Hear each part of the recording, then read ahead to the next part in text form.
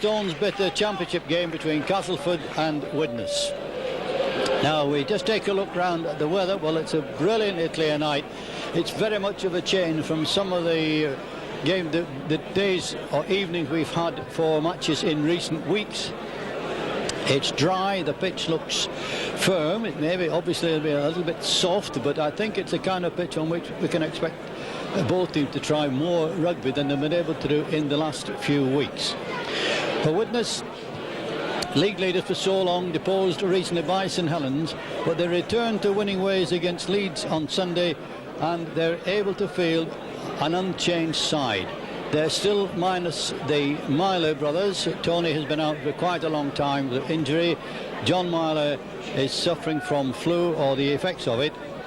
And so Duncan Platt retains his place at full back. In the three quarters, Widnes have Rick Thackeray on the right wing, Andy Currier at number 3, Darren Wright at number 4, and Martin O'Fire on the left. At half-back, Barry Dowd and Paul Hume. And in the forwards, Derek Pike, Phil McKenzie, Steve O'Neill, Kurt Sorensen, Mike O'Neill and Richard Ayres, with Ralph Linton and Joe Bremer as the subs. Castleford, well, they're in the 8th place at present, and they have what might well be one of the easiest of the runs to the end of the season of all the top 8 clubs. But they took a heck of a drubbing from Halifax here on Sunday. What that's done to their confidence remains to be seen, and they've had to change their side somewhat, because David Plange and John Joyner are both out through injury, and that has caused something of a reshuffle. So the Castleford side tonight, at number 1 is David Rookley, number 2 is Gary Hyde, moving over from left wing to right, number 3 Tony Marchant, number 4 Gary Lord, and number 5 Grant Anderson, moving to left wing from left centre, possibly to try and keep an eye on Rick Thackeray, who's a very strong running winger. At half-back, Sean Irwin and Robert Beardmore.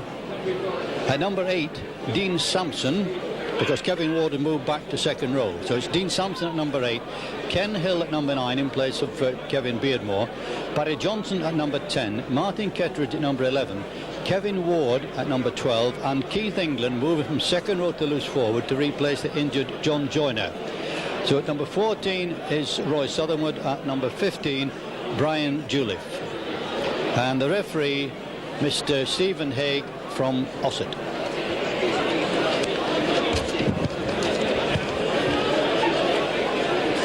Well, the Widnes side looked very good on Sunday. They really overpowered Leeds.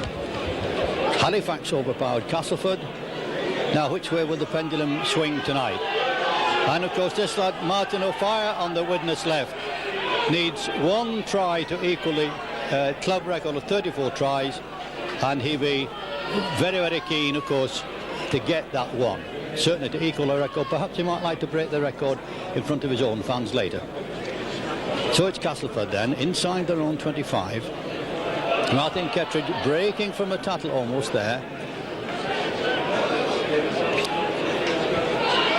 In come Castleford, running very strongly indeed. Dean Sampson there bringing the ball out. They may well miss the ball distribution of John Joyner, but certainly it's been turned back there, and something of a mix-up. I'm not sure the Castleford players really knew what was going on there. Here comes the first of the deep kicks, and Duncan Platt noticeably standing well back. That's the way the breeze tonight is blowing, from left to right. So Widnes with the first touch of the ball lost. The referee ruling that it had been knocked away illegally, and I think he took his information there from the touch judge, because he himself seemed to be bringing the Castleford players back to their mark. But that's what touch judges are for. Good decision, and it looked like Barry Johnson querying that decision, and there the kick. Barry Johnson, perhaps he was too interested in Mr. Hayes' decision. He really could have caught that ball and got possession for Castleford right away. As it is, it's Widnes to feed the scrum. And a free kick to Widnes for wrong scrumming. The teams don't seem to know. Richard Ayres turned round very puzzled to say what's going on. But he's immediately penalised Castleford for not strumming properly. And there's Barry Dowd pushing Widnes onto their first attack of the night. It's Phil McKenzie to restart this Widnes 3-forward lineup, and I say they worked this one very well as to who's got it. It's Sorensen running away with it, and it's Richard Ayres coming in strongly, but Castleford read that. 2 or 3 of them were waiting for him, and players might be very careful at ripping the ball away after the tackle being made, especially to penalise so quickly. McKenzie out this way to Pike. Pike flicked it along here to Mike O'Neill. Mike O'Neill just trying to get halfway through, but a good tackle from Dean Sampson stops him. So it's Widnes working the short side. Duncan Platt is up. Widnes playing at the moment 13-man rugby. Nobody's dropped back to Duncan Platt. Not that they seem to immediately necessary. Pike trying to change direction, flicks it, the pass intercepted, and so it's Castleford back in possession. How can they move it? Bob Beardmore there, looking for the strength of Kevin Ward, running perhaps more freely at second row than he's able to do at number 8. And comes Kettridge.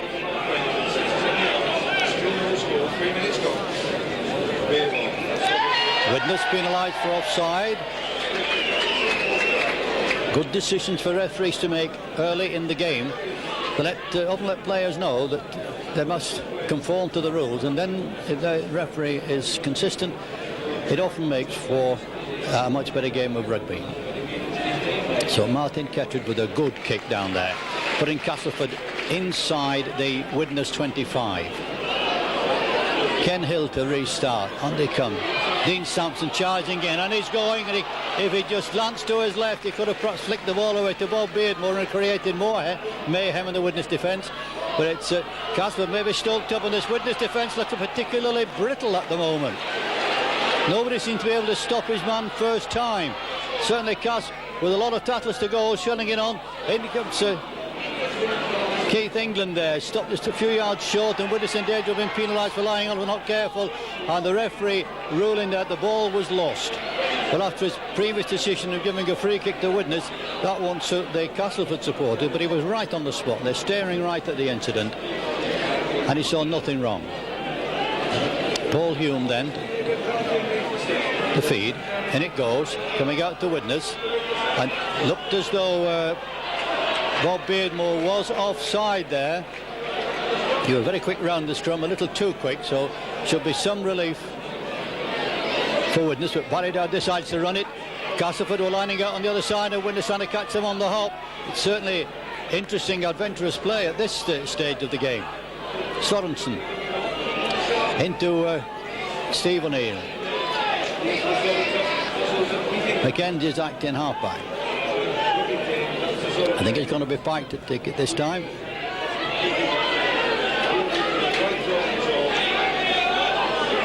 It's still not breaking the line yet. Back to Duncan Platt, and it's charged down. It looked as though, always looked as though it's going to be, and there's a fire save today for Widnes. He has, but the position he was in, the way he had to fall on that ball, his feet were over the touchline, so it's a scrum and it's a Castleford feed. But Duncan Platt looked a little bit lethargic there with that kick. It always looked as though it was going to be charged down, and it was very nearly an opening score for Castleford. So it's Bob Beardmore to feed when the referee is satisfied the pack is formed correctly. They're swinging away, way into the field of play. Ball fed straight out to Castleford, followed all the way by Paul Hume. So it's Castleford with another 5 tackles to go. Sean Owen to go across there to Keith England. England charging in there. And certainly Castleford looking lively in these opening minutes. Dean Sampson.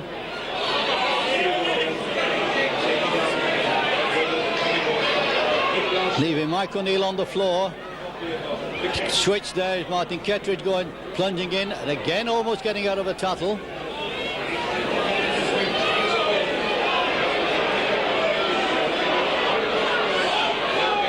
Can Widnes hold or can Castleford crack this defence? Across it comes. A bit of a slip there, I think. It looked as though Kevin Ward was looking at the man, not at the ball. It's Keith England, there's a gap there. In fact, Gary Lord did well to hang on to the ball there. It was once on his shoulder and I thought might easily have been ripped away. But it's Pike trying to come through, but a reception committee of Castleford players waiting for him. Mackenzie now feeding Steve O'Neill. But little or no ground gained up to now. Widnes got anything, turning it back to Sorensen. Sorensen going to try to get through, but it's a good tackle by Martin Kettridge that stopped him there. And Mackenzie coming away, try and make a break on his own. Bounces out of one, out of another. A good run by Mackenzie this. Couldn't quite get it away to Mike O'Neill quickly enough. Quick play the ball, well thought out there. And it's a fire now down the wing. Here's danger, turns inside, beats one man, beats another. And he's just held, but he's got the support, and Andy Curry has dropped it. Well, that was a fine last-ditch tackle by Tony Martin that stopped Martin O'Fire, equaling the Widnes club record in the first 8 or 9 minutes of this game. And then Tony Curry dropped the ball with a line at his mercy. So the play suddenly switched from end to end as a result of that hard-working break by Mackenzie from half-back. But it's out to Castleford this time. It's David Ruckley joining in. In comes Keith England.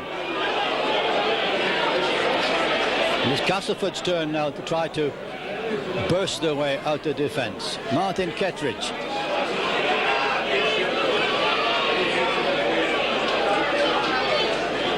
Out it goes along the line. Oh, Kevin Ward, my goodness, he runs hard. What a wonderful tackle that was from Derek Pike. Really got his shoulder on him and lifted him off the ground.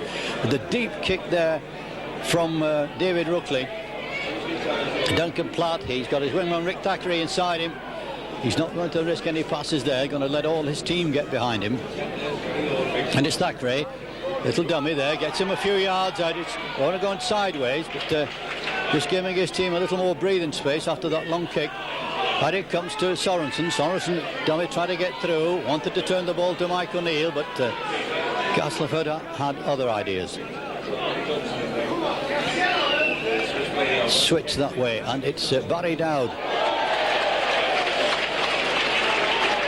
And poor old Grant Anderson there, seemingly having that ball covered, but you never know which way a rugby ball's going to bounce. And when it bounces like that, it makes you look a bit of an idiot.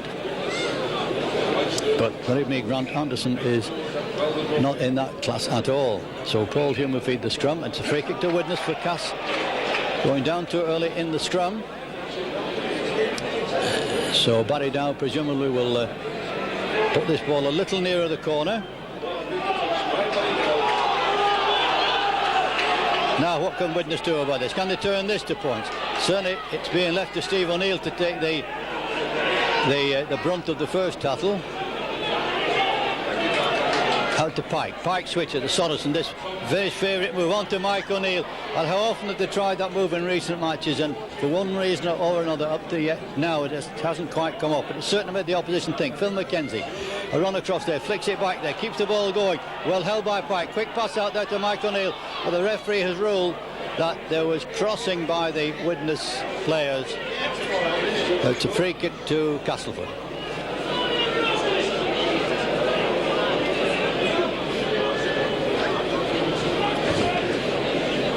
Martin Kettridge, with the benefit of the breeze, a good long kick up to the halfway line. It's Ken Hill to restart. Barry Johnson on to Dean Sampson.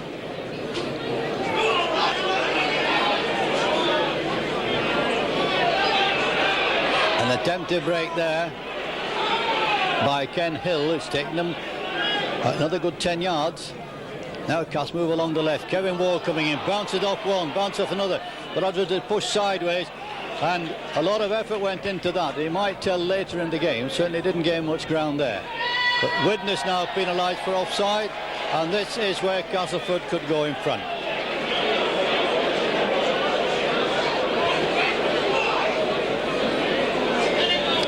this could be a very simple kick for Bob Beardmore, right in front of the post and just the 25 yards out, and the breeze behind him, but shouldn't be any trouble at all, shouldn't provide any trouble at all.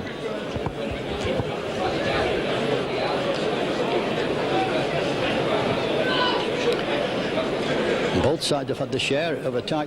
Castleford went very close early on, and then Widnes went very close with that fire run, and the ball being dropped with an open line. And there's Beardsmore's conversion, and with 13 minutes of the game gone, it's Castleford 2, Widnes 0.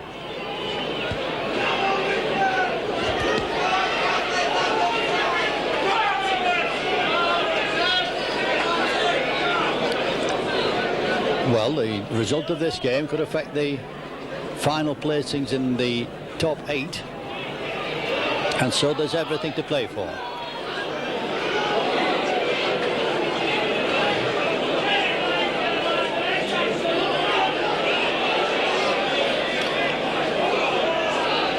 Keith England there, and of course Keith England is one of the Castleford players. I'll be hoping he catches Malcolm Reilly's eye for a tour spot. Longer ball out here to Tony Marchant. Marchant there to Gary Hyde, but the Widnes cover the cross. It didn't need his opposite number Martin O'Fire. Attempted dummy there by Barry Johnson. He's the ball distributor in this Castleford pack.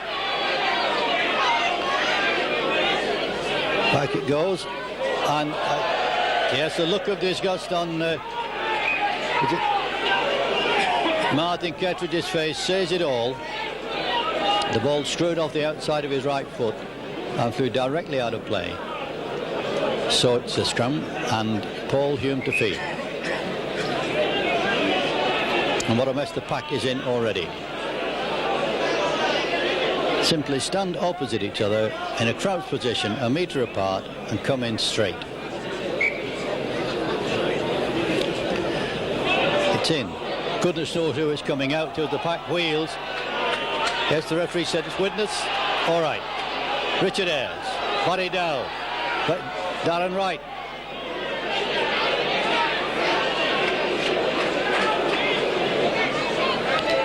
Barry Dowd out to his right. Paul Hume on there to Richard Ayres, looking for the support he thought might be coming, but all he saw was a yellow jersey.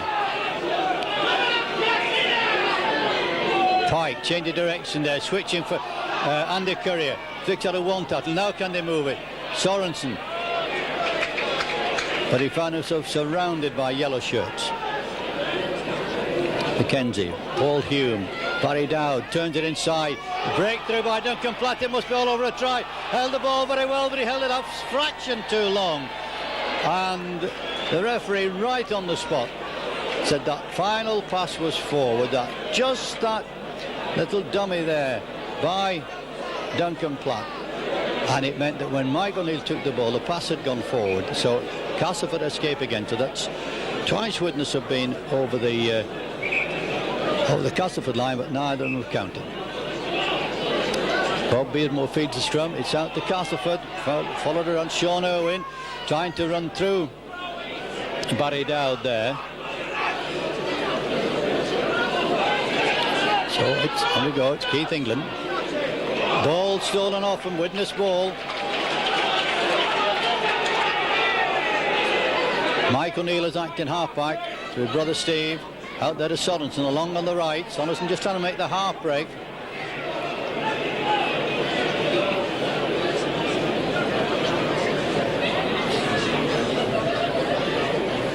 Steve O'Neill going back to where the ball was played, so it might as well never have happened in the first place. Now Castleford caught offside, and here's a chance for Duncan Platt to equalise the score.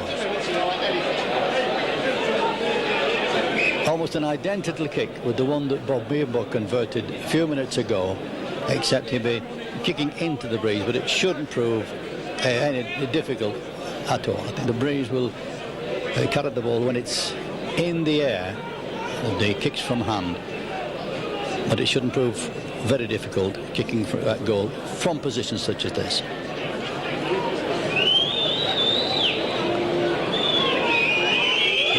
There's the conversion. Has he swung it wide? I thought he was swinging it wide of the far post, but it went through all right. So with 17 minutes of the game gone, scores level, Castleford 2, Widnes 2. And a quick restart by Castleford.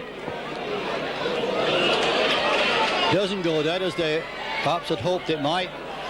Duncan Platt, I don't think he had any intention of trying to use O'Fire there to give him the ball, but O'Fire's prepared to take it on for the time being to let his team settle behind him. And Phil McKenzie out to his right there. Steve O'Neill.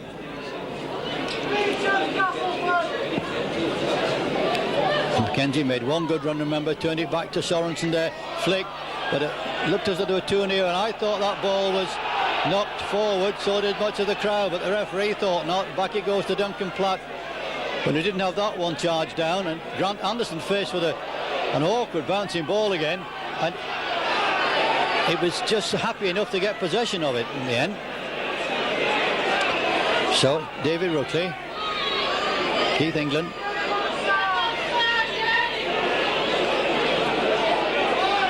and it comes along the line. Good passing by Castleford. Martin trying to use his speed to get Gary Hyde away, but Darren Wright's half tattle stopped his impetus and didn't get very fast. Across the line it goes again. Kevin Ward charging on there to support from Bob Beardmore, and that short pass looked a fraction forward, but again the referee said no. His is the decision. Kevin Ward again charging in with an awful lot of ground he has gained with those two bullet gate charges.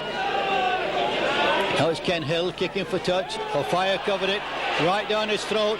He's going to have a go, but he wouldn't know where to go. Again, he's got Malcolm really watching him tonight, I think, and he's hoping that he can make a good impression.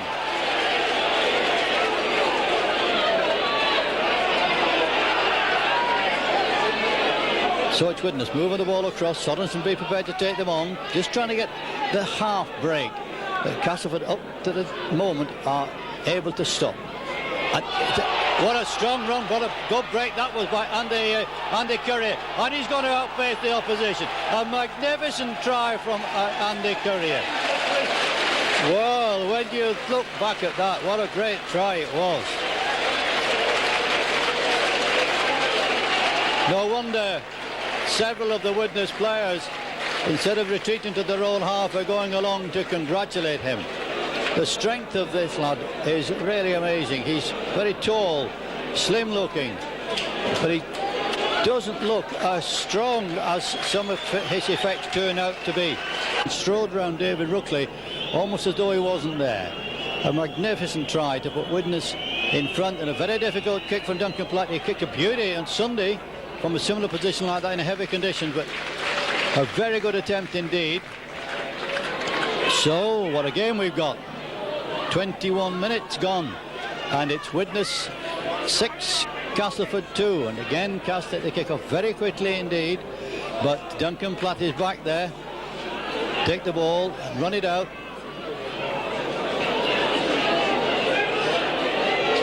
And Widnes will be very happy with the start they made. So now it's Steve O'Neill again. McKenzie ready to take that ball, but unfortunately was never quite in a position to be slipped cleanly. Pike, he's going to try and get halfway through. Flicks it back, but Mike O'Neill coming through, but he was had to go from a standing start. So Phil McKenzie decides that we'll have a change of plan here. A very, very good tight little kick indeed. This lad Phil McKenzie won the man of the match at Widnes on Sunday against Leeds, and he was taken from the pitch in about 10 minutes into the second half, so he must have made a tremendous impression while he was there, and that kick, so tactically aware, shows how much he's thinking all the time. In out to Widnes very quickly indeed. Can they move it? It's Barry Dow going to try and take them on. Flicks it O'Fire. O'Fire quickly out there. Everybody's flicking it out. Darren Wright couldn't get the ball out quickly enough as Gary Lord came in to take him. But it's Widnes looking to be very much on top at the moment, and there's O'Fire joining in there. wanted to flick the ball back there to Rick Thacker. He's prepared to issue threats from any part of the ground. So Widnes moved across again. And Castleford moving up very quickly, could be dangerous, and there's the gap. That could possibly happen. Michael Neal taking, flicks it. The ball did come back, picked up by Pike. And despite the shouts of the Castleford crowd, that wasn't a knock on. It's Pike to play the ball back, and the Tattles haven't gone yet. Still it's loose, still it's Widnes. A long ball and they cut out two Castleford players. Steve O'Neill, but he just couldn't get the ball away. The referee still hasn't indicated the Tattles have gone. So it's still Widnes piling on the pressure. Andy Curry wanted to go again, but Widnes keeping the ball going. Barry Dowd taking it very calmly. They're trying to go halfway through a gap, or get halfway through and slip the ball. Certainly Widnes at the moment posing problems. And there's an attempted drop goal, and it's looking good, very good indeed. Duncan Platt had to be quick with that one, and it was something like 40 yards out. But that's could be a vital score. Widnes 7, Castleford 2. And this time Castleford have succeeded in pushing the ball dead, so that Widnes will have to drop out from under their own post. So that drop goal in the 24th minute by Duncan Platt has just given Widnes that little extra edge. 7 points to 2 they lead at the moment. And seemingly in no particular hurry to restart. And there's the dropout. That was a very sensible thing to do with David Ruckley there. He was making sure that he didn't knock the ball on, kept his hands well away from it. So can Cass pull back some of these points. Grant Anderson going in, but not getting very far. He wasn't really on the move there to cause any effect. In comes Dean Sampson, who did prove a thorn in Widnes' flesh in the opening few minutes. Now can they work something? It's on the Martin Kettridge. Go over it strongly indeed. Can he get the ball away? He does. He slips the ball. There's danger here. It only seemed to be simple rugby that was needed there, and it looked as though Castleford must score. But Widnes breathe again at the moment. They've got to hold them yet. Is it Kevin Ward trying to struggle over the line, just held about a yard short. He could play the ball to himself. Switch there. Bob Beardmore putting a grubber kick through. And again it's Martin who fired down on that ball to save the day for Widnes. Played back. And I thought perhaps Steve O'Neill seemed to be using it. Martin O'Fire there. The decoy. Wouldn't be surprised if he'd been penalised there. But still it's Widnes, and it's Pike now. Every yard is vital. Mackenzie setting Steve O'Neill away. In go the shoulders, shoulder to shoulder. And you can almost feel some of those tackles from here. Mackenzie coming through the gap. Ken Hill, his opposite number, had gone up very quickly there. Mackenzie spotted it, and again he's relieved pressure enormously for Widnes with that run. Get back to Duncan Platt. A deep kick to David Ruckley. Ruckley's got Gary Hyde on his inside. Well, they can only go as far as the defence will let you. Martin turns it inside to Gary Hyde.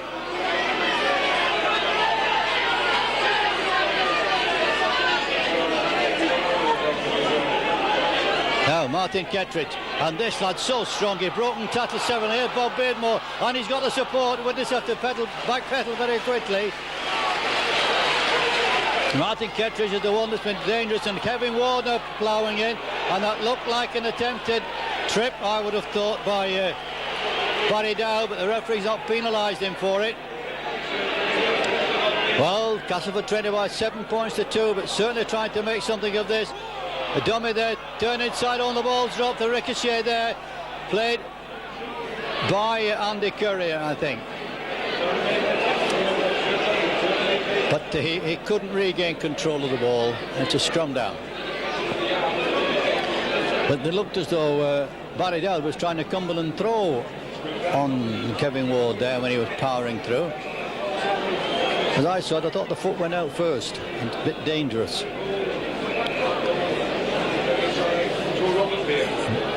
Beardmore to feed the scrum.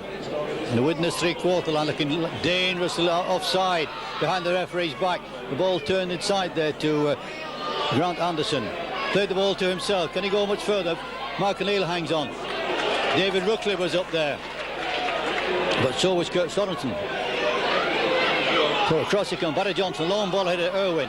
Irwin out there to Gary Law. Gary Law go over the corner, almost made it. O'Fire took it from behind. That must be 3 tries already that O'Fire has saved for Widnes. Ball across there, turned aside by Barry Johnson to Dean Sampson. Well, Castleford now giving Widnes something of a torrid time. And O'Fire is away to my right. Off camera, is limping a little as a result of that tackle, but the play goes on. It's Kevin Ward ploughing in there. More tackles to come yet. The referee now indicates the last one.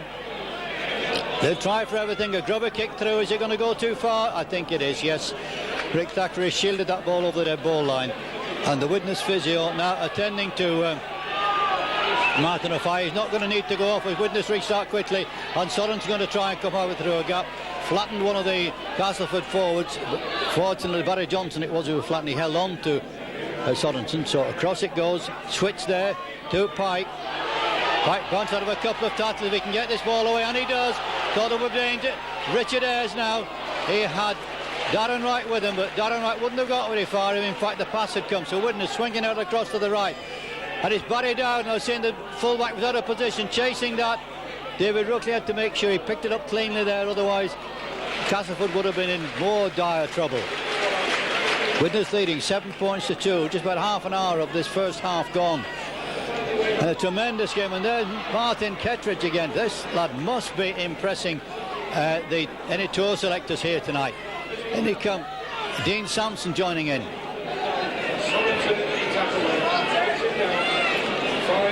Ken Hill is acting halfback. Bob Beardmore the distributor. Comes across Barry Johnson on to Keith England. Barry Johnson again, a long ball like to try and give Gary Hyde a run. Faced by O'Fire, and he turned inside, perhaps wisely there, keeping away from the touchline. Archant inside to Beardmore, and it changed from Martin Kettridge there, but his long kick I think is going to roll over the dead ball line, and Widnes will restart with a tap from the 25.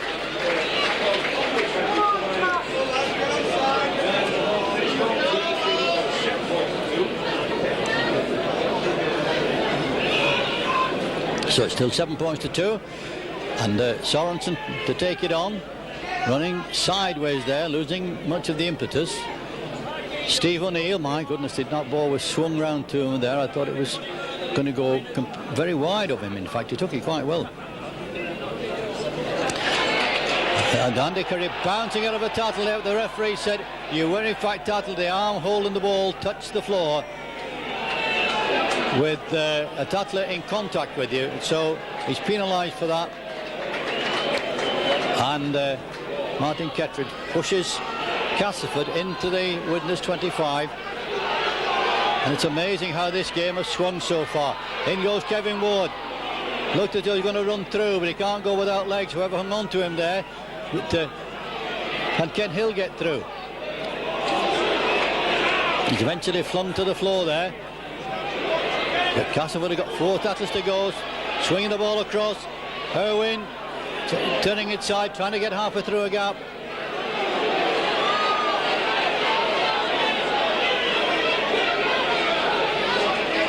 In goes Dean Sampson, difficult to hold, but he'd no real speed on the move there. Quick play the ball, turned inside. In comes Kevin Ward. He can't make it either, 5 yards short. Widnes hanging on to the 7 points to 2 lead as Castleford attack. Another kick from Beardmore. Thackeray seems to have this covered, and it could go loose. Is it a try? The referee says no try. It had been touched by a Castleford player, so he's awarding a restart on the 25. Well, Widnes have been in trouble so much in recent games with kicks like that. It almost came off again as Mackenzie ready to restart long before any of his colleagues. Out it comes to Richard Ayres, a good strong run, bouncing his way through there. Just lost Mackenzie as he came up in support.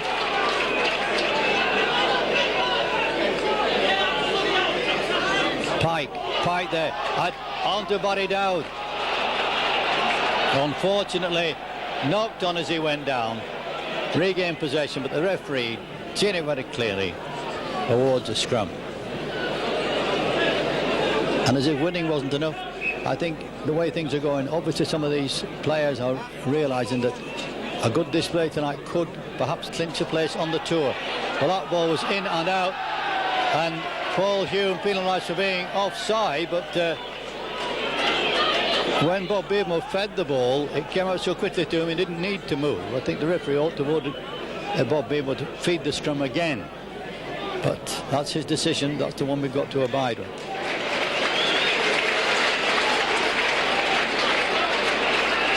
Ken Hill to restart. Back come Castleford again, swinging the ball around. Kevin Ward, a powerhouse of a forward, playing in the second row, dragging two of them with him, despite the fact that Mike O'Neill was holding his legs. Martin Kettridge, that's about the first time I can remember him being tackled immediately by one player. But it's Cass still in, Dean Sampson ploughing in and making 2 or 3 yards after he meets the opposition. So Cass just 8 or 9 yards from the Widnes line, and look at the score to get the lead here. I think one or two of them just having the ball tucked a little too much in the jersey. Now they move the ball out of Kevin Ward, swinging it back in. That fact that it went loose helped Widnes, of course, but it's still Cass in possession, and they still flick the ball over. David Ruckley out to Marchant. Cass doing very well to back up Bob Beardmore. We're in it a lot.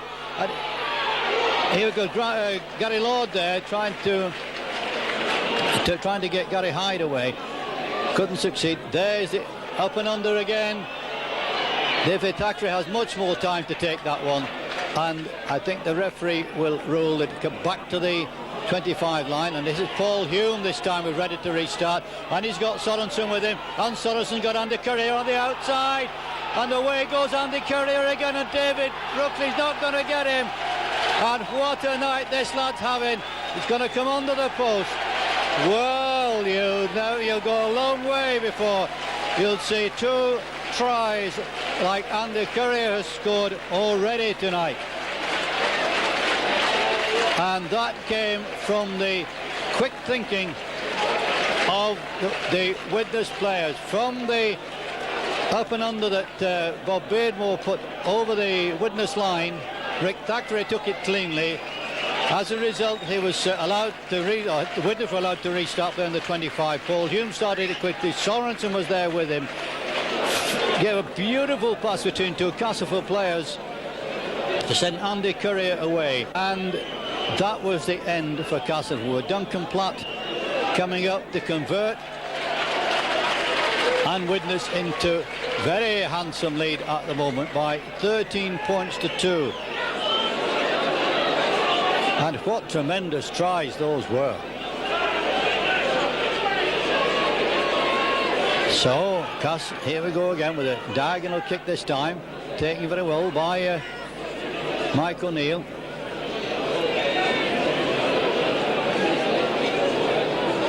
And Widnes will be really feeling confident. And Castleford defence now beginning to look shaky. Richard Ayres has broken through. Andy Courier has broken through. Derek Pike has broken through. And they're tearing apart here. Richard Ayres couldn't quite make it. A good tattle there from Gary Lord. But my goodness, Widnes are tearing holes in this Castleford defence. And it's simply strong running, really, that's doing it. And Castleford defence looking very shaky indeed as they move across. Barry Dow putting a kick through for O'Fire to chase if the ball should stay in play, but it rolled into touch just a couple of yards from the Castleford line.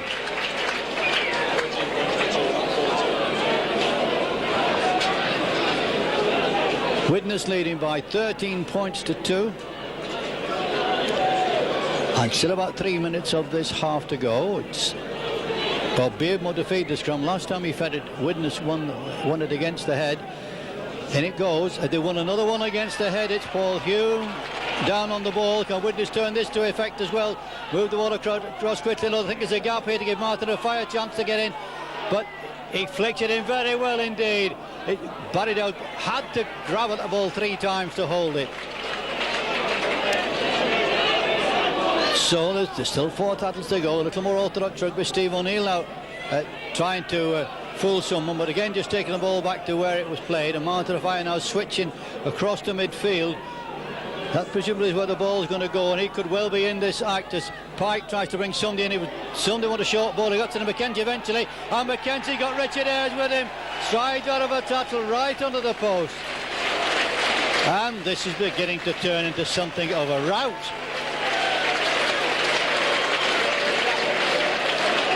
Well, Widnes had pulled the Castleford defence out to the Widnes left.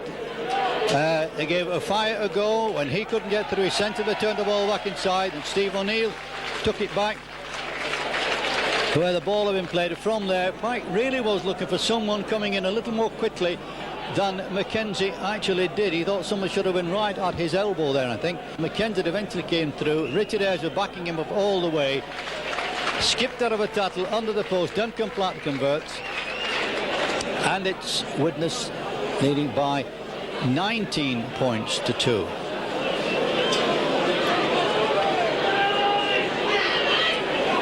So this is already looking worth the trip over the Pennines. So Martin Kettridge for the umpteenth time already restarting the game. And again it was Mike O'Neill who was grateful to accept that kick. McKenzie switched to Sorensen. Sorensen with ankle tap there by Barry Johnson. Then it comes to Pike. Pike dragging 1 or 2 with him. Couldn't quite get the ball away.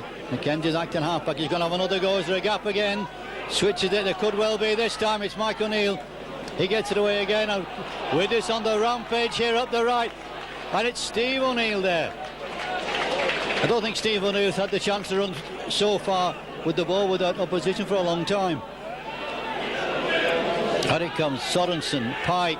Pike's got McKenzie on a short ball. McKenzie coming through looking for the support. Flicks it back to Sorensen. Quickly out. And Widnes moving the ball. A long ball out there to Thackeray. Thackeray can't get away. A good tackle there coming in from Grant Anderson.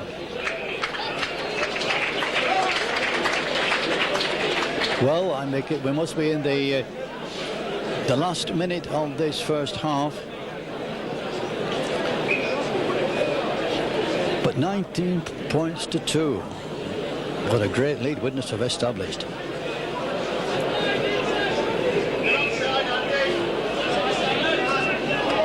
Again, straight out.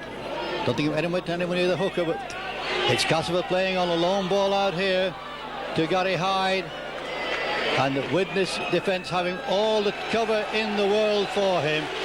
And there, as the half-time hooter goes, all around this ground you've got a mixture of cheers and boos, depending on which side you're supporting. 19 points to 2 at half-time.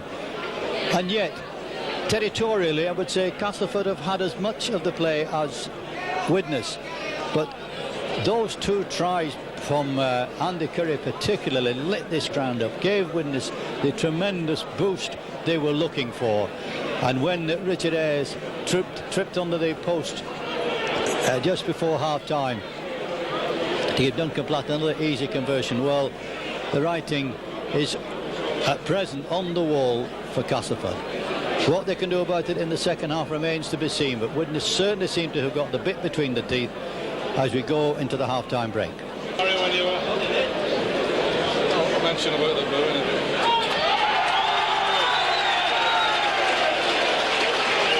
Welcome to the second half here at Weldon Road. Castleford came out first, and you might have heard the boos from the crowd, and the regulars here tell us that up to this match and the previous one, last Sunday's match, they'd never heard boos at Castleford before, so such is the fans' idea of the team at the moment. But the Widnes fans, of course, highly delighted with the team's display. 19 points to 2 in the lead. 2 tremendous tries from Andy Currier, and remember, 2 tries that missed, that ought to have been tries. One from Andy Currier, and then a forward pass where Mike O'Neill was going over the line. And on the other hand, Martin O'Fire in the early part of the game saved at least 3 certain tries for Widnes. So 19 points to 2, something of a misnomer of the territorial play in the first half, but the difference being that the Castleford defence a bit wafer thin, and Widnes have made them pay for it. So here's O'Fire running into 3 Castleford players, trying to...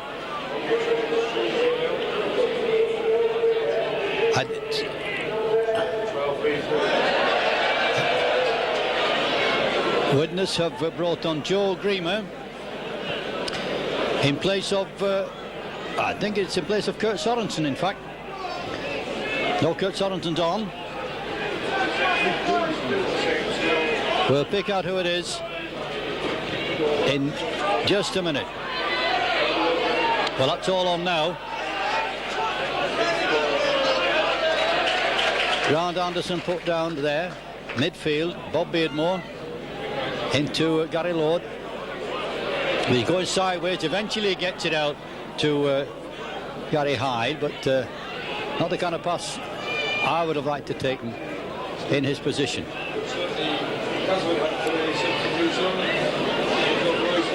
Well, Cass have got to throw everything in right from the beginning. They just can't afford to wait at all. They've got to find some steam from somewhere. Widnes have just got to keep their tackling right, and the points should be in the bag. But there's a very good kick by Bob Beardmore, a beautiful kick there. Judged that distance to perfection.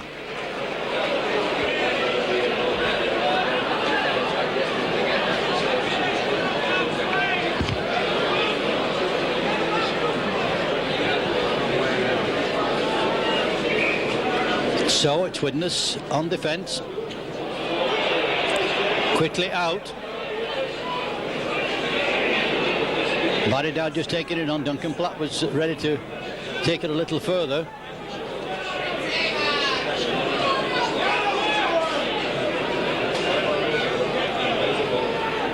And in comes Greamer. I think it could be Mike O'Neill that's missing. Sorensen certainly taking it on.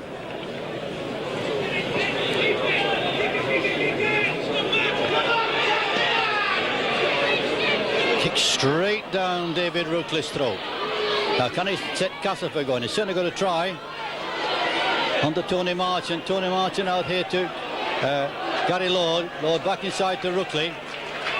And after having been given the official Castleford side, we're now told we got the wingmen was switched before the game even started. Came up with different jerseys on, so any mistakes in identification in the first half, you'll have to excuse. So it's Castleford, younger Sean Irwin trying to get through. A very promising young lad, this Sean Irwin. Plays the ball to himself, off he goes again. He's moving very smartly indeed. Bob Beardmore anticipating that going with him, but he couldn't get the ball away to him. Now can Castleford something up. Short ball by Barry Johnson there. Looked as though Kevin Ward was through it to Tony Marchant. Tony Marchant, can he go for the line? He's been pushed across, being pushed sideways.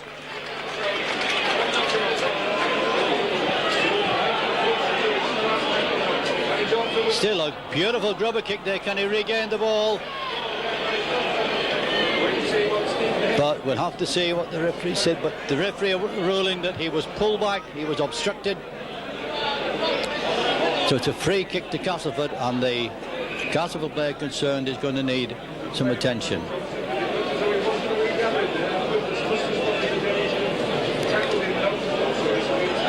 In goal Castleford. They're after the 6-1. Dean Sampson, can he make it? I'm sure he was over the line, but he was there. The referee right on his spot. He was there once, I think, and pushed back, and the referee said he was held on his back, and as he twisted he put the ball over, but referee ruling that he was tackled. Narrow escape for Widnes there, but the referee right on the spot. He said that indicates he should have got up and played the ball.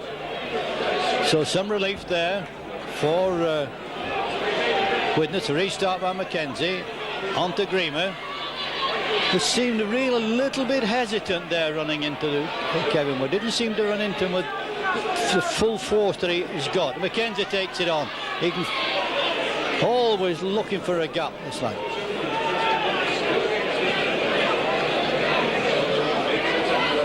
Switch back to Duncan Platt. positioned very well by David Rutter, and he took it beautifully.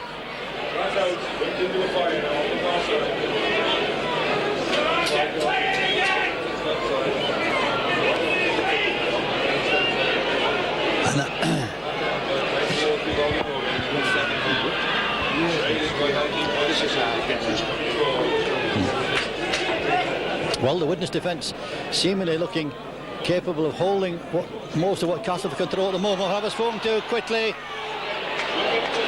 Looked as though they were just going to get through there, but still Ken Hill, and that could be the tattles wiped away, but the referee said no, he's not wiping the tattles away. It's still 4 or 5, whatever it was. That was a poor kick, covered very well indeed there by Darren Wright. Ball turned inside there onto Grima. Grima just running straight back into the weight of the Castleford defence.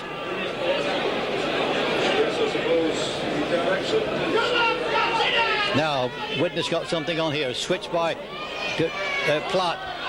Put down there, Mike O'Neill.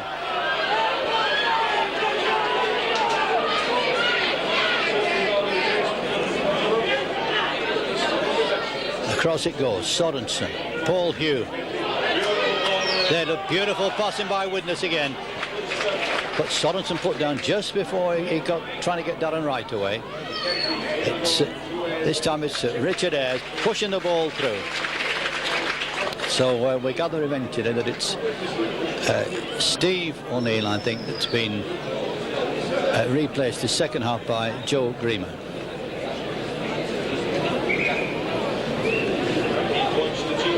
Bob Beardmore to feed the scrum. Out to Castleford, Irwin Dunn is there. Tries to come through on his own. Too many Widnes players for him. Looking as though at one time he might even lose possession of the ball.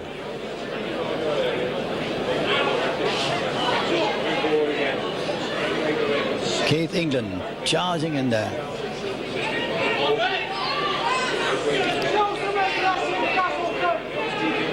But it's something of a pattern of the first half at the moment, except Castleford getting as near the Widnes line as often as they did in the early part of the first half. But Widnes seemingly getting the tackling together better.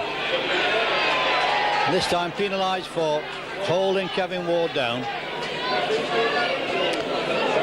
Well, it's Martin Kettridge going to kick for touch. And with a deficit of 17 points at the moment, I think Castleford must go for tries at every opportunity. Here's Dean Sampson taking it up, bursting in. He was so near to scoring a few minutes ago. Ken Hill going on his own in the way Phil McKenzie's done so often during this game. Here they come, a switch here, and it's onto Kevin Ward. Ward bounces Mark O'Neill out of the way, but several Widnes players there to hold. Out come Widnes charging out. Can Cas make it pay? They seem to have an overlap, but are there too many of them? And in fact it was Gary Lord that was pushed over the corner flag, and the touch judge is indicating that it's a tap from the 25, and so Castleford have to scamper back. They've been caught once by the quick start, and again Widnes coming away. McKenzie, I think, lost Sorensen there. Otherwise there could have been more danger to Castleford. Sorensen, Eichton halfback. It comes this way. Andy managed to get it back there to Barry Dowd across to Pike. Pike just a good tackle there. He'd love to have got that ball away, but Martin Kettridge fairly lifted him back and stopped any possible pass. And it comes this way. Barry Dowd, a grubber kick there, not particularly well directed, but more meant to gain ground, I think, than going into touch. With David Rookley faced with a wall of Widnes defenders there.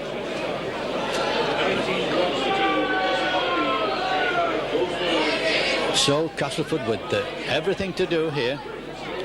They're in 8th position. They may have a comparatively, what looks to be on paper, an easy run into the end of the season. But with displays like this, they could find it very difficult. But the game's not over yet. They might yet pull something out. The ball goes adrift, and that must be forward. Yes, the referee rules quite right, it's gone forward. Kevin Ward, of course, knew it. He was just hoping against hope the referee wouldn't think so.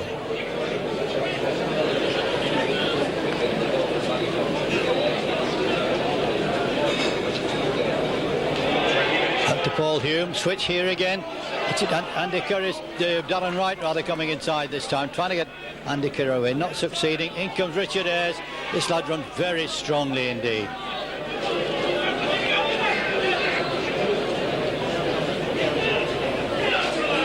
Joe Greenwood.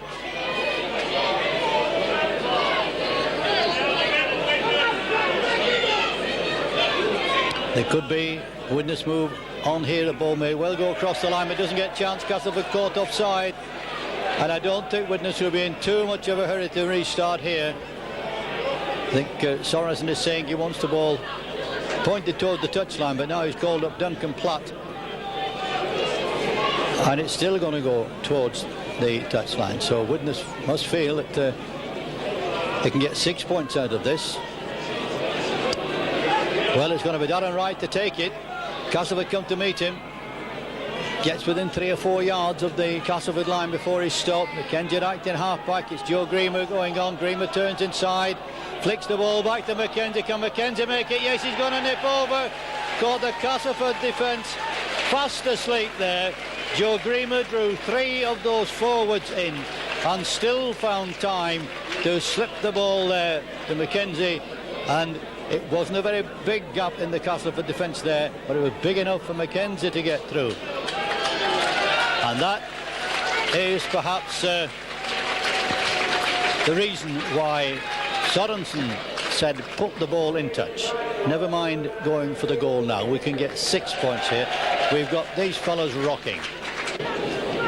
So Widnes going further ahead, 23 points to 2 in about the 12th minute of the second half. And Duncan Platt kicking left-footed from the left-hand side, and around the corner kicker tend to swing it across the face of the post.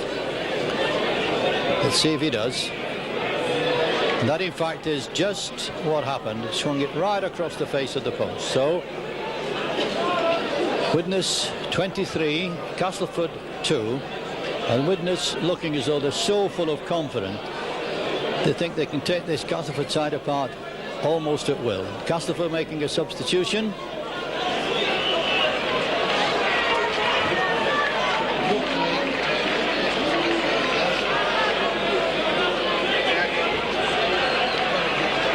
Rookley and Barry Johnson have been taken off, and Castleford have brought on Roy Southernwood and Brian Juliff. So out to O'Fire's wing, gathers it safely, puts a little kick through. Was he obstructed? Certainly he got his foot to the ball first and second, but it was a brave dive there that saved the day for Castleford as Brian Juliff tries to take it on. What a time to be brought on when you're 21 points adrift. Widnes caught offside, and again Castleford not going for goal. That's not much use on at the moment. It's Kevin Ward taking it on, and Castleford have to go for the lot. Martin out to Brian Juliff, fresh legs. Brian Juliff struggling very well, getting some good ground after he was first held by Richard Ayres. So it's Castleford moving the ball across. Bob Beardmore on to Keith England. England back to Beardmore. Beardmore shrugs off one, comes back the other way. Working like a beaver, Bob Beardmore in the midfield there. Castleford working the short side. Again to Brian Juliff.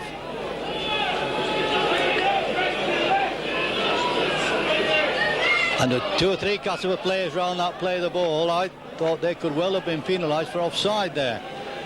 But in the event, the referees ruled that the ball was knocked forward.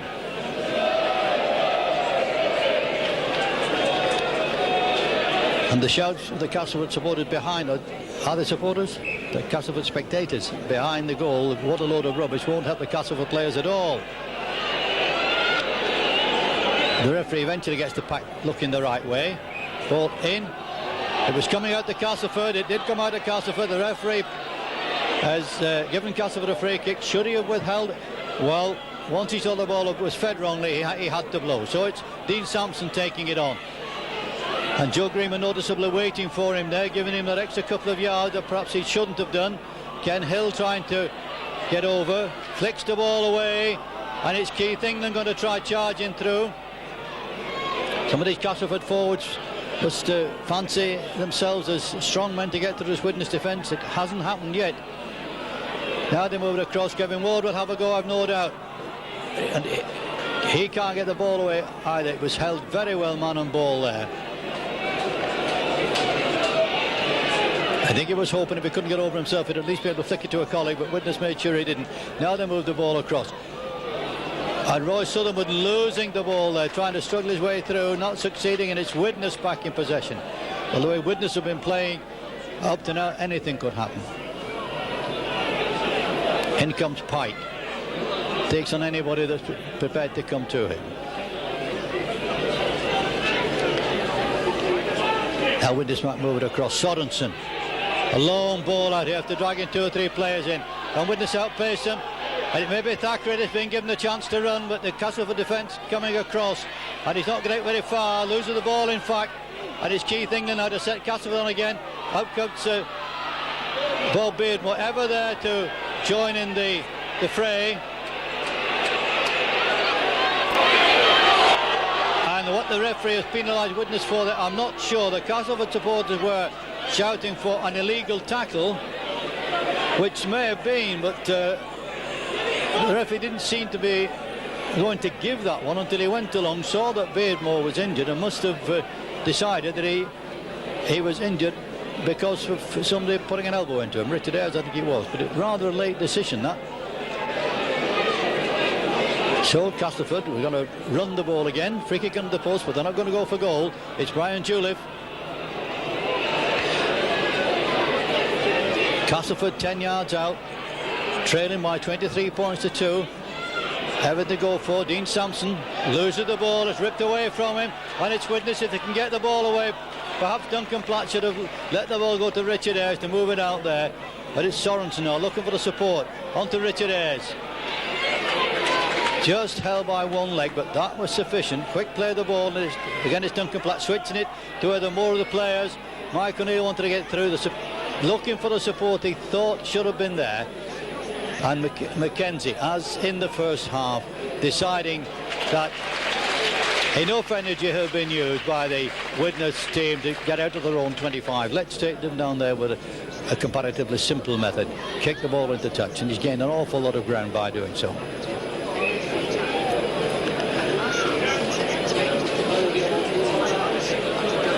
So Castleford trying to get back into the good graces of their supporters, even if they can't win the game. And it doesn't look at this stage as though they have a lot of chance of that, but they must be feeling a bit sick. They've been pushed back with just one kick line, that ball out to them.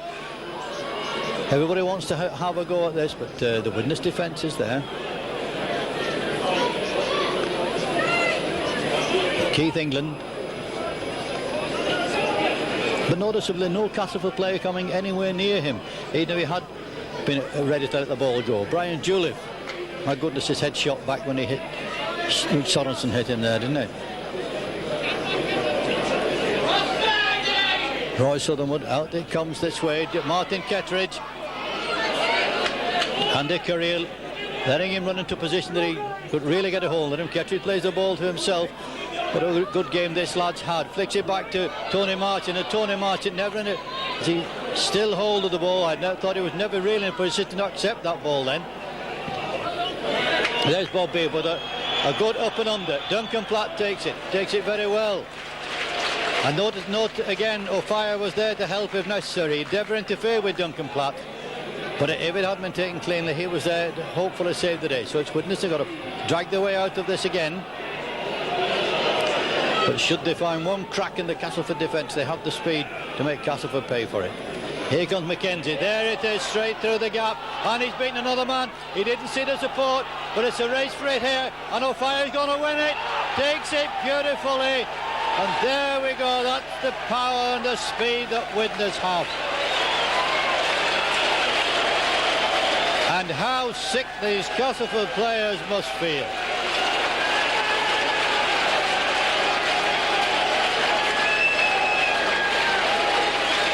And that try by Martin O'Fire equals the Widnes club record of 34 tries in a season.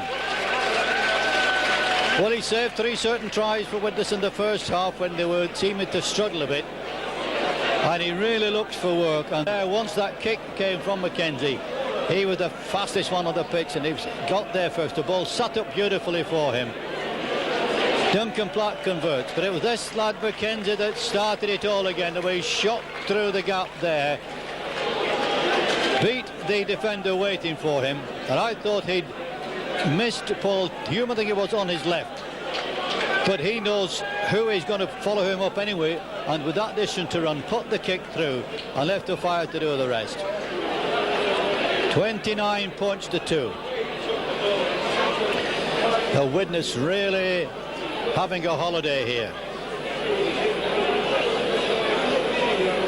In comes Sorensen. Quick ball there. Paul Hume, long ball out, and Andy Currier missed that one. I think he was looking at the man rather than at the ball. And again, the Castleford supporters disagree with the referee decision because Castleford had the ball. But the referee was right, the knock-on had been made and he had to blow. Somebody spoke out of turn, and that doesn't do any good. Can Castleford make this? Somebody should get over here. Surely to heaven. There's such an alarm, they've dropped the ball. And guess who's picked it up? This man of Fire again. And I thought for one split second he was going to rip Castleford apart and tear down that left wing. Well, of course, you must begin to feel sorry for this Castleford side in a way. They've been their own worst enemies, but when things are not going right so often, away come Widnes again. 29 points to 2 in the lead at the moment. And still about 17 minutes to go, and across it comes. Good passing here, ripping apart. And it's Mackenzie. Look at the speed of this lad for a hooker. And a lovely ball out there to Andy Currier. And it's going to be his hat-trick. He knows it before he gets there.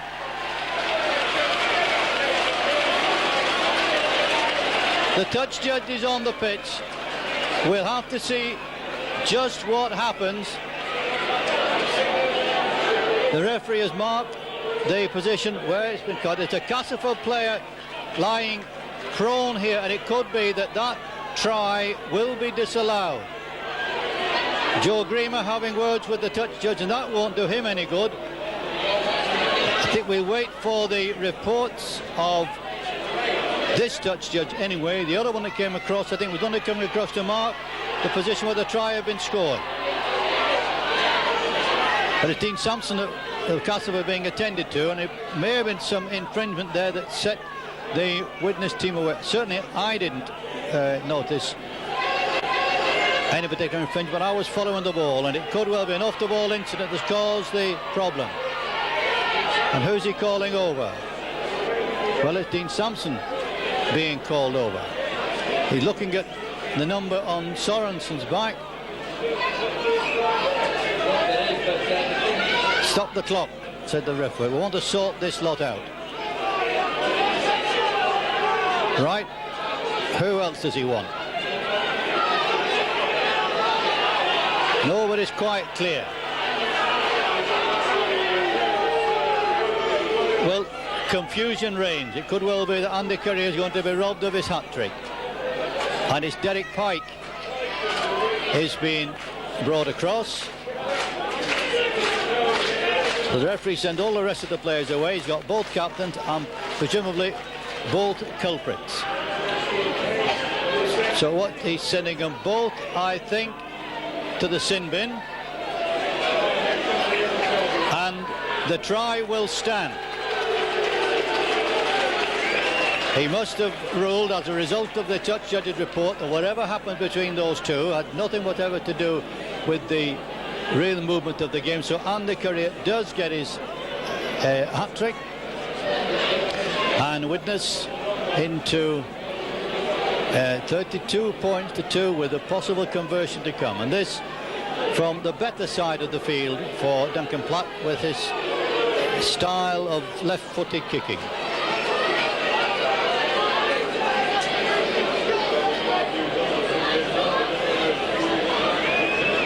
So can he push the score a little further? No, he pulls it just wide, so it's Widnes 32, 33. Beg your pardon, is it? Let's get this. Widnes 33, Castleford 2. And isn't it remarkable? I was talking to one of the Widnes staff before the game, and I said, you'll be happy if you can get anywhere near the Halifax score last Sunday against Castleford here. He said, we'll be happy if we win 1-0. And look at this. I thought Richard Ayres was going to burst through again then. 33 points to 2 and some 14 minutes of the game to go. Mackenzie slipping the ball through there, and Widnes almost rampant at the moment. Well, certainly at times the Castleford defence has been very brittle, but I think at the same time we must give Widnes credit for coming back to some of the earlier form that kept them on top of the league for so long. So Bob Beardmore feeds the scrum. How'd it come? To Castleford. Run across Southernwood on to Gary Lord. But the Widnes defence, he could do it again. Keith England got away there from Richard Ayres for once. Got within 8 yards of the line before he was stopped.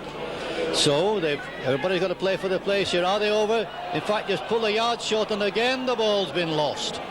In a vain attempt to score, it's Widnes in possession, right on their own line, and Sorensen hands it out there to Duncan Platt. He's prepared to bring it just a few yards necessary and let everybody get settled. We're 10 yards further from the Widnes line now. It's Mackenzie again. Gaps appearing again, and Paul Hume decided to take it on his own. Sorensen couldn't quite take it. The play still going on, and it's Castleford. It was Kevin Ward just saving the day for Castleford there. And Castleford tried to move it across. Martin Kettridge flicks the ball away. Well, I would have thought his progress had been stopped sufficient for the referee to shout held there, but apparently not. And Grant Anderson held. Brian Juliff bouncing in there. Never seems to get as far as his running attitude would suggest, but never short of effort. So Cass bring it across again, a run around there, and it's on to Stuart Irwin, been moved into the centre with the Castleford side being slightly rejigged. Roy Southernwood flung to the ground there by Andy Currier. Ken Hill, the hooker, puts a kick for touch. Rick Thackeray made no attempt to get anywhere near it. Just wanted to let it go into touch so that Widnes could feed the scrum.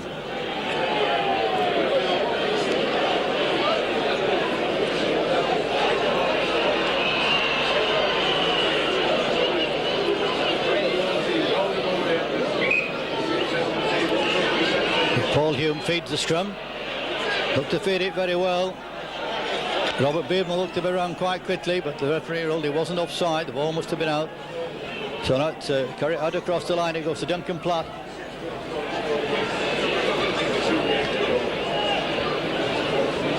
And the Curry is acting halfback. Mike O'Neill was stumbling into the tackle there. But again, should Widnes break? The speed's there. It's Greener this time, gaining good ground. And Afire is acting halfback. Will he try something himself here? No, inside it comes. Simple pass. And there's Mackenzie. Well, I think he's misjudged that one. Yes, it flies directly out of play. So we come back into the Widnes 25 to scrum down. About 30 minutes of this game. 10 gone. 30 minutes of this half. 10 minutes to go. Widnes 33. Castleford 2. Ball out the prop forward's foot very quickly indeed.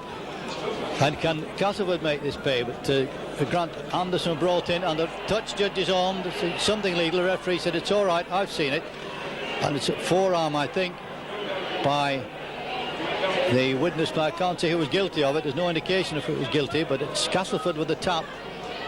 They've got to try and get some more points on the board. Even as a face-saving operation, and Martin Kettridge, I think it is, that has done it.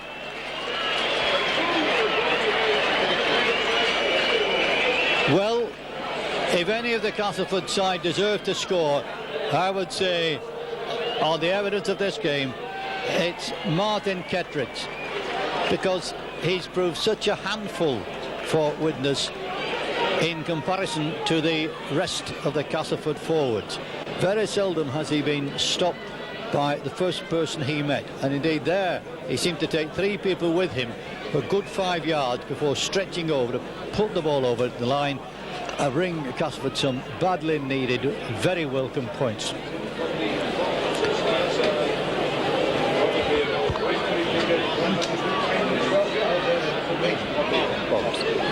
So Bob Beard with the attempted conversion, and again, the harder you try, the worse things seem to go. And when you would have expected him to have comfortably converted that one, well, he didn't.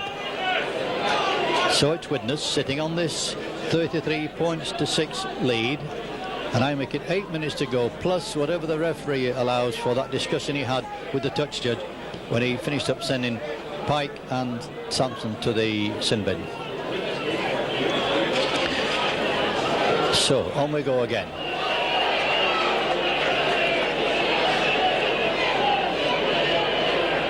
Castleford, can they get some more points? Has that encouraged them, or has it really made Widnes check up? Well, there the referee allowed the ball to go. He had shouted, but he must have also ruled that the players didn't hear him.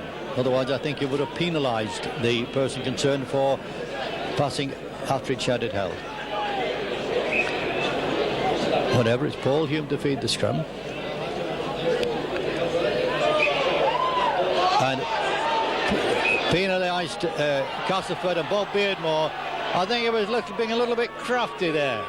Certainly the ball came out to Castleford, but the referee blew right away, said it's a free kick to Castleford. And it looked as though he was bringing Castleford back unnecessarily, but I think Bob Beardmore was trying to be a little bit crafty. So again, it's Martin Kettridge finding touch. Ken Hill to restart, and in comes Keith England, and Kevin Ward seemed to have been a little bit quiet, and there progress going, and the ball's being lost. The Castleford player daren't touch it. Kevin Ward daren't touch it. He was in an offside position, so back can Widnes to the attack. McKenzie have missed out.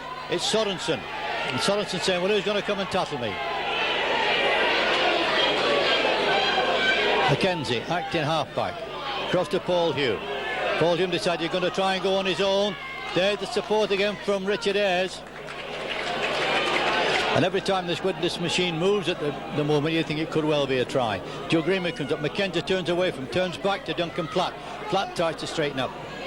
12 yards out from the Castleford line. And across the line, a lone ball out to Sorensen, turns inside, he's going for the line himself, onto Andy Currier, he's got 3 already, can he get a 4th? He's going to go in, I think, himself, yes he is.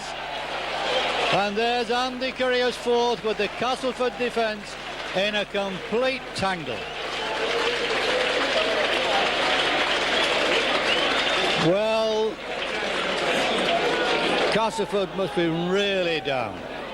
Halifax put about 32 points past them on Sunday here, and we thought at one time that they were really trying to pick themselves up, but the more this game has gone on, the more Widnes have proved their superiority and the fickleness of the Castleford tackling. And I've no doubt if there was an award for the Widnes man of the match tonight, it would obviously be Andy Currier. But here's Duncan Platt with the possible conversion. He's pulling it just wide. In fact, it's got inside the post. I thought it was going to come just wide of this near post. But the score goes up and up.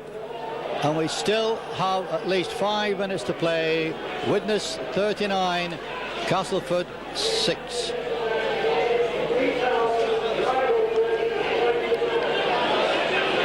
So the long kick again towards that left wing, not reaching a fire this time. And there's something indeed. Sorensen, a deep kick up for a fire to chase. But he's not going to get there first this time. But it's certainly driven Castleford back. I don't remember seeing Kurt Sorensen kick a ball like that before.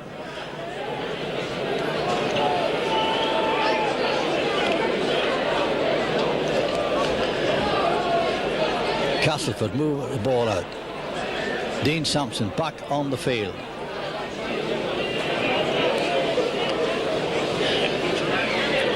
And Widnes wanted to make a substitution when they can. Which Castleford making inroads. That's perhaps one of the best breaks Castleford have made here, but the ball lost, knocked on and regained. The referee said it was touched with the foot. He hasn't wiped the tattlers away, I don't think so. It was touched by a Castleford foot, not by a hand, and it's Brian Judith going to try and make a half break. Doesn't get there. So can Castleford turn this to any effect? Oh my God, what a mistake that was by Bob Beardmore of all people. So Widnes moving the ball again, desperate for more points. Mike O'Neill always looking to turn the ball inside, couldn't make it. Richard Ayres picks it up, hands it inside there, across to Barry Dowd, to Paul Hume, half dummy there, can't get it to Phil McKenzie coming up to join him. But it's on the card. McKenzie almost threatening again to go through onto Grima. Grima flicks it by Sorensen. Sorensen bouncing out of one tattle, not quite getting away from Kevin Ward. Two big fellas together there. Here's McKenzie, little grubber kick, and he'll catch it himself, puts it on. It's being chased. Fortunately for Castleford, it's Gary Hyde back to save the day.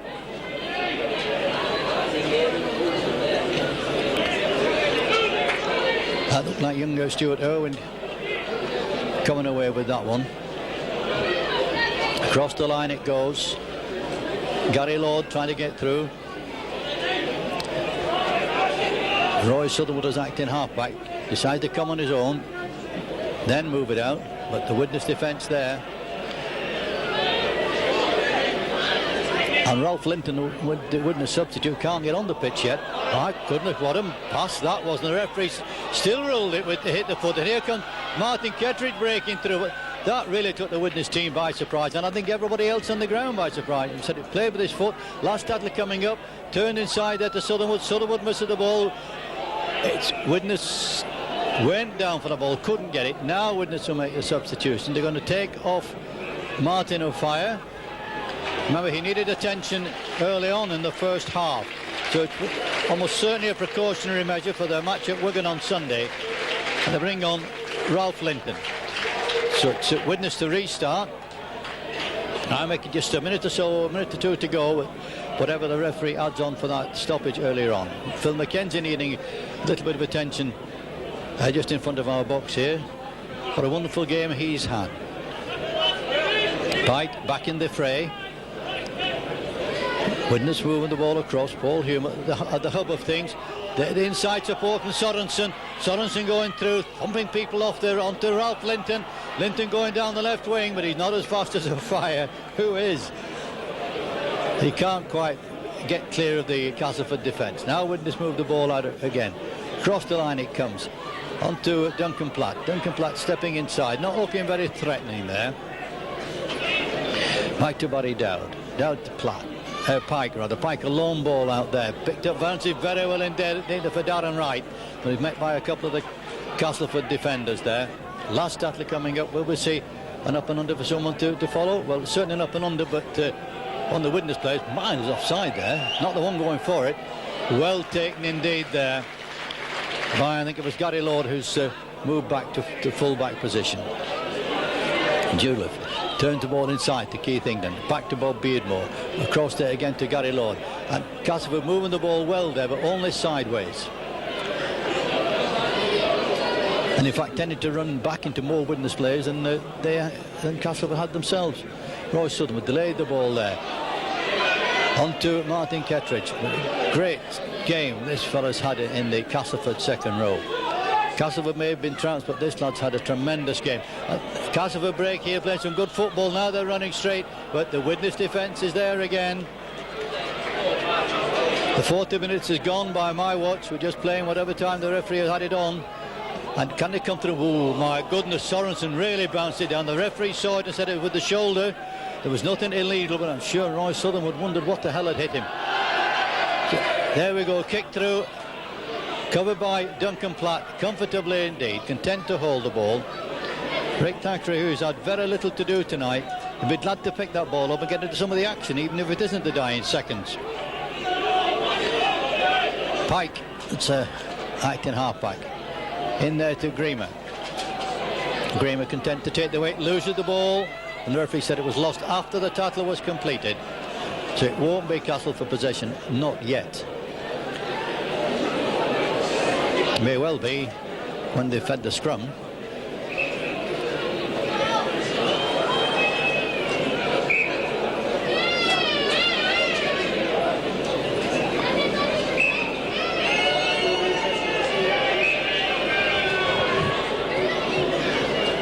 And now, after 80 minutes, the referee having a problem with the scrum. In it goes. I'm not sure they knew where it was, and I think, in fact, Brian Julep kicked the ball back to Widnes there. It was coming out to Castleford, but it's such a mess he couldn't see it, and he kicked the ball back. So it's still Widnes back in possession. Richard Ayres came back to Sorensen, out to the left there. Mike O'Neill. Good strong run from Mike O'Neill.